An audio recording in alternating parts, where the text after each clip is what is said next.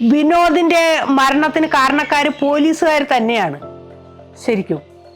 കാരണം ആദിവാസിക്കെതിരെയുള്ള ഭീകരമായിട്ടുള്ള താണ്ഡവം അവരുടെ അവിടെ നടന്നു കഴിഞ്ഞു. അപ്പോ അവിടെ ഒരു പോലീസുകാരൻ മരിക്കേണ്ടത് പോലീസുകാരുടെ ആവശ്യമായിരുന്നു. ഇല്ലെങ്കിൽ അവര് മൊത്തം പ്രതിയായി വരും.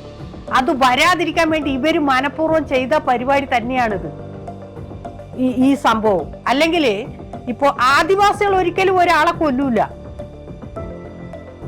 ആദിവാസി സ്വയം ചാവാനെങ്കിലും നിൽക്കും, പക്ഷെ എന്നാലും ഒരാളെ കൊല്ലുന്നതിലേക്ക് ആദിവാസികൾ പോവില്ല. അതിനുള്ള ഒരാളെ കൊല്ലാനുള്ള ഗട്ട്സ് ഒന്നും ശരിക്കും ആദിവാസിക്കില്ല. ഒരു കാര്യം മനസ്സിൽ പോലും ആദിവാസികൾ വെക്കില്ല, തുറന്നു സംസാരിക്കാണ് ചെയ്യുള്ളൂ.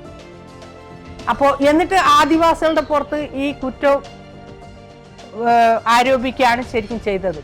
ഇപ്പൊ അവിടെ ഈ വിനോദിന്റെ കാലില് മുറിവുണ്ടായപ്പോ രക്തം പോയി, ഈ കാലിന്റെ ഉപ്പൂറ്റിട്ട് ഞങ്ങളുടെ ആളുകളാ അവരുടെ തലയിൽ കെട്ടിയ തോർത്തുമുണ്ട് വലിച്ച് ആ മുറിവിൽ കെട്ടിക്കൊടുത്തിട്ട് ആ കുടിക്കാൻ വെള്ളം വേണമെന്ന് പറഞ്ഞപ്പോ അവര് അവിടെ ഞങ്ങൾ കുടിച്ച ചെറിയ ചെറിയ ഓലികൾ ഉണ്ടാക്കിയിട്ടുണ്ട്, ചെറിയ ചെറിയ കുഞ്ഞു കുഞ്ഞു കുളം പോലെ വെള്ളം കുടിക്കാൻ വേണ്ടി. അതിലേക്കൊക്കെ അവർ വന്ന പാട് തന്നെ അവിടുത്തെ മുഴുവൻ കാടും മണ്ണും എല്ലാം തട്ടിയിട്ട് ആ വെള്ളമൊക്കെ നാശാക്കി. അതുകൊണ്ട് അതൊന്നും എടുക്കാൻ പറ്റില്ല.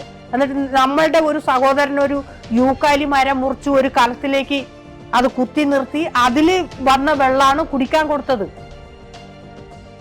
വിനോദിന്. എന്നിട്ട് നമ്മുടെ ആളുകൾ തന്നെ എത്രയും പെട്ടെന്ന് ഹോസ്പിറ്റലിലേക്ക് കൊണ്ടുപോകണമെന്ന് അവിടുത്തെ പോലീസുകാരനോട് ആവശ്യപ്പെടുന്നുണ്ട്.